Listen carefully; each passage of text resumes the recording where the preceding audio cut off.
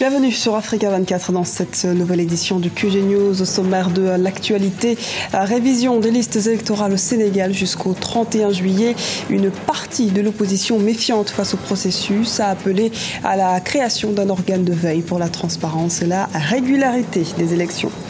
Le numérique prend le relais face à la presse écrite. C'est notamment le cas en République démocratique du Congo. La gratuité sur le web et l'accès facile aux éditions a provoqué la chute des ventes de nombreux journaux. Conakry, retenue capitale mondiale du livre en 2017. L'annonce a été faite ce mardi par l'Organisation des Nations Unies pour l'éducation, la science et la culture, l'UNESCO. Mais avant de développer ces titres au Burundi, sachez que la Commission électorale nationale indépendante a annoncé ce vendredi la réélection du président Pierre Nkurunziza.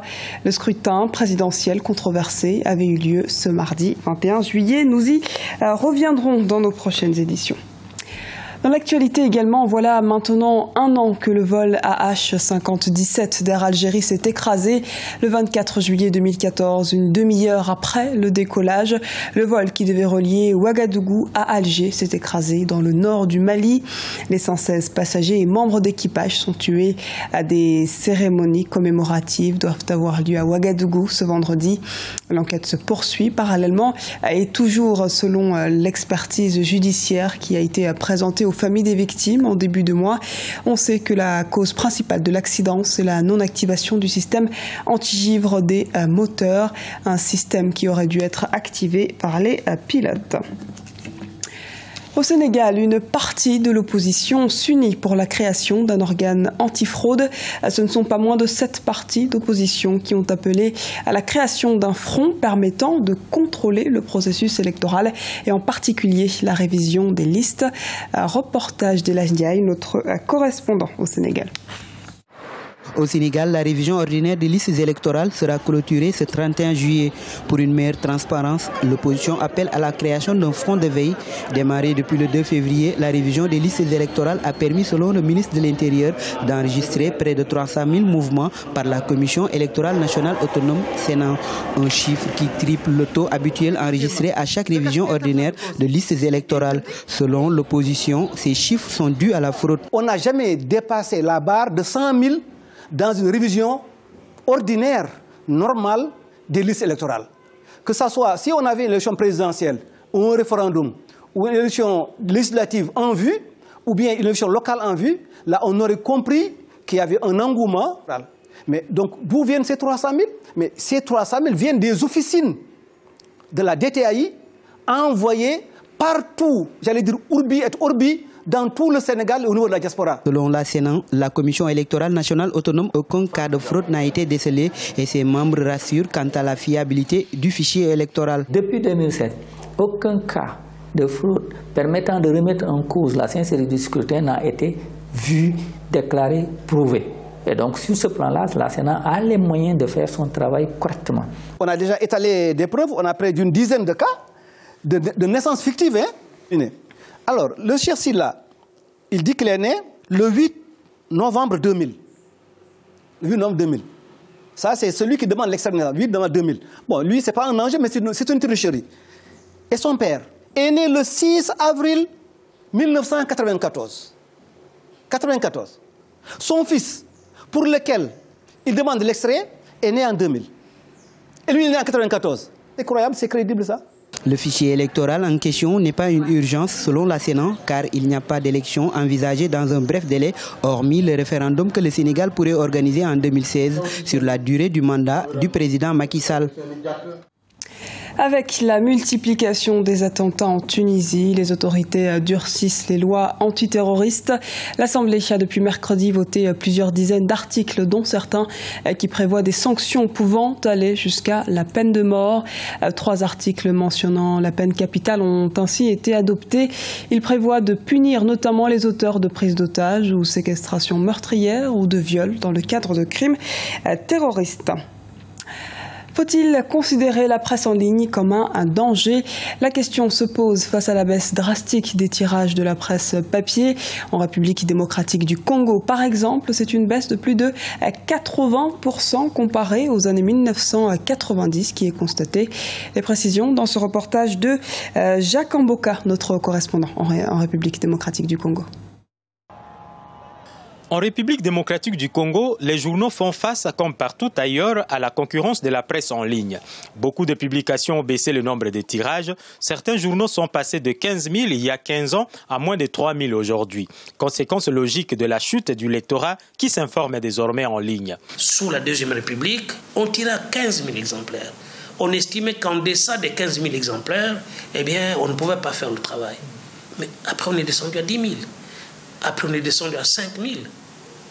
Si vous n'avez pas ces enquêtes originales, si vous n'êtes pas un journal d'analyse, si vous n'êtes pas un maître penseur, eh bien, naturellement, vous allez perdre face à l'émergence de toute cette presse en ligne. La baisse du lectorat des journaux en papier profite à la presse en ligne. Zoom Eco.info est un jeune organe de presse en ligne.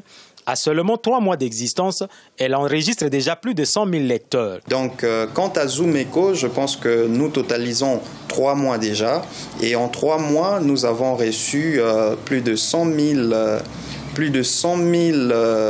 lecteurs qui ont lu nos articles. Nous sommes satisfaits de l'élan que nous prenons. Pour faire face à la concurrence, de nombreux journaux congolais publient leurs articles en ligne, même si le rendement financier n'est pas toujours garanti. Donc nous avons notre site sur Internet, Le Potentiel, où vous pouvez avoir, nous sommes en train de nous améliorer, vous pouvez avoir les journaux papier qui est là, vous avez des vidéos, et vous avez votre radio. De façon que quand vous voulez suivre, vous avez tous les 3 médias directement. Donc. Pour les observateurs, le manque d'analyse en profondeur de l'actualité et les coûts élevés des journaux en papier, 2 à 3 $ pour la plupart, font partie des facteurs qui jouent en faveur de la presse en ligne. Malgré la concurrence et l'ascension de la presse en ligne, de nombreuses personnes considèrent encore les journaux comme leur principale source d'information. Le programme d'aménagement des routes et de facilitation des transports au profit de la Côte d'Ivoire, la Guinée et le Libéria a été lancé ce mardi à Abidjan, capitale économique ivoirienne. L'objectif est ici de soutenir la relance économique post-conflit de la région de l'Union du fleuve Mano à travers la promotion des échanges commerciaux d'un coût global de 165,40 milliards de francs CFA. Il permettra également de dynamiser les productions agricoles de plusieurs groupements féminins. Conakry, capitale mondiale du livre. La capitale guinéenne accueillera cet événement en 2017. L'année commence dès le 23 avril à l'occasion de la Journée mondiale du livre et du droit d'auteur. C'est la 3e ville africaine à être désignée par l'UNESCO. Les précisions de Jean-Célestin Ediangué et Arwa Barkala. C'est la 17e ville à être désignée par l'Organisation des Nations Unies pour l'éducation, la science et la culture, l'UNESCO, capitale mondiale du livre. La nomination de Conakry a été décidée par un comité international d'experts le 30 juin au siège de l'UNESCO à Paris, même si l'information n'a été rendue publique que le mardi 21 juin. Une nouvelle qui a fait la joie des Guinéens et particulièrement des acteurs culturels du pays. Conakry a été retenue capitale mondiale du livre parce que les Guinéens ont un appétit de lecture. On fait beaucoup d'efforts pour mettre le livre au centre des préoccupations. La Guinée capitale mondiale du livre, ça signifie que pendant une année, la Guinée va recevoir le monde littéraire et culturel. La Guinée va organiser des salons du livre, des expositions, des conférences. La Guinée aura une visibilité en matière littéraire et culturelle. Le comité de sélection a souhaité distinguer Conakry pour son budget maîtrisé et ses objectifs de développement qui mettent l'accent sur les jeunes, l'alphabétisation et la qualité du projet présenté par les défenseurs de l'initiative. La Guinée doit montrer sa diversité. Et si vous prenez le thème que le comité a proposé à l'UNESCO, c'est le livre facteur de rapprochement des peuples et des communautés. Par le livre, nous pensons qu'on peut contribuer au rapprochement des peuples et des communautés. L'année du livre commence le 23 avril 2017 à l'occasion de la Journée mondiale du livre et du droit d'auteur, durant laquelle les principaux acteurs du livre se rassembleront afin de promouvoir et célébrer les livres et la lecture durant les 12 mois suivants. Conakry, qui succédera à Incheon 2015 en Corée du Sud, est la 3e ville africaine à recevoir ce label de l'UNESCO après le Caire et Harcourt. Rappelons que Madrid, en Espagne, est la première ville à avoir été désignée en 2001 capitale mondiale du livre. C'était le journal de la rédaction. Merci de nous avoir suivis. Retrouvez dans un instant une nouvelle édition de l'actualité sur Africa 24.